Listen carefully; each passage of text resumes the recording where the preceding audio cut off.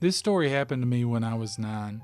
Me and my friends, who I will call Mike, Josh, and Mickey, we were going to explore an abandoned house which was in the middle of the woods. We checked the front and back door, but they were locked, so we found a broken window about 4 feet high. So we climbed in. It smelled awful, like shit, piss, mold, and vomit. We took our flashlights because it happened at 6 o'clock in the winter, so it was really dark. We searched the middle floor and went upstairs. There was 3 rooms. I searched one of the rooms. I peeked into the room and it was really dark. Then I did something stupid. I pointed my flashlight into the room and saw a person sitting on the couch. I screamed holy fucking shit and ran past my friends down the stairs and jumped out the window, hurting my knee as I landed on the gravel and the rocks under the window. Then my friends jumped out. We ran and hid in the bushes. The man came through the door and yelled, "Don't you fucking kids come back or I will kill you," and went back inside. Then we all went home. The house is demolished now, but this wasn't the first time some crackhead had been in the house.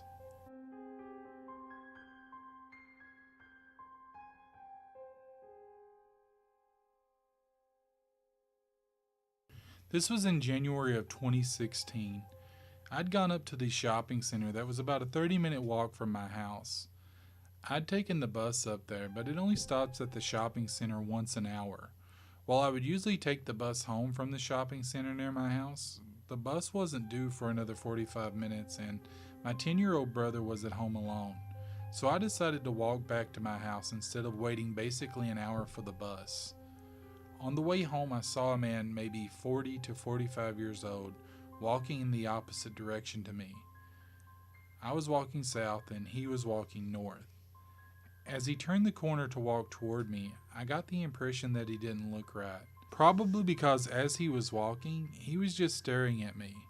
As he walked past me, I got a sinking feeling, like when you're on a plane and it starts its descent. As I continued to walk, I felt like someone was following me. So when I got to the bus stop, I made it look like I was checking the bus times, which gave me an excuse to turn around. And once I did, my heart started racing. This fucker had changed direction and turned 180 degrees to walk in the same direction as me. He was walking faster than he was before, and this freaked me the fuck out. I was close to the road that I would usually turn up to get to my street. I turned up the street and walked about 25 meters up when I heard crunching of a chip packet that I knew I had passed. He was still behind me. I decided I'd cross the road to put more distance between us, and to also get to the street that was across from me. From here I could go a longer way home. This longer way had a lot of corners, making following me a lot harder to do. This street also had a lot of teenagers who were home due to it being summer holidays, so if the guy tried anything, there are a lot of people who would likely hear me screaming. Now you may be wondering why I didn't call the police. I'd been stupid and left my phone at my house, so I had no chance of calling the police while walking. Even if I had my phone, I probably wouldn't have called out of fear of provoking something. I'm about 172 centimeters and weigh about 64 kilograms. While my weight is mostly muscle, I'm not large enough to take on someone who's 2 meters tall and look like they weighed twice what I did. So I was going along the long route when I turned to look behind me. He was still there.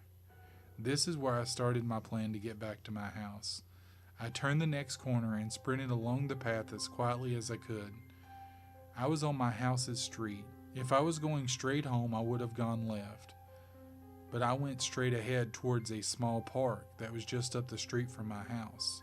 The reason I did this was because I could go up through the park and around to get to my house. As I was crossing the road to get to the park, I looked back. I saw the man jogging up the path I had just come from. He saw me and started sprinting toward me. Luckily, I had a 150-meter head start. I ran through the park, up around to the left. The area behind the park is like a maze, so this gave me an advantage. Once I was behind the park and out of his sight, I continued sprinting for a house that had an old shed in the front yard. The shed was empty and the door was open as always, so I hid in there, able to look out through a mirrored window as he was looking around for me. He then just walked the way that I was planning on going to get to my house. I was still too scared to leave the shed, so I waited for about 10 minutes before I saw him walking back towards the park on his phone, and I heard a part of what he was saying to the other end. Yeah, I lost her, but I think she lives around here. She's a crafty bitch, though. After he passed, I waited another 10 minutes before leaving the shed, sprinting toward my house. I called my mom, who called the police, who in turn called me. I gave a description of the man and refused to leave the house alone for a week.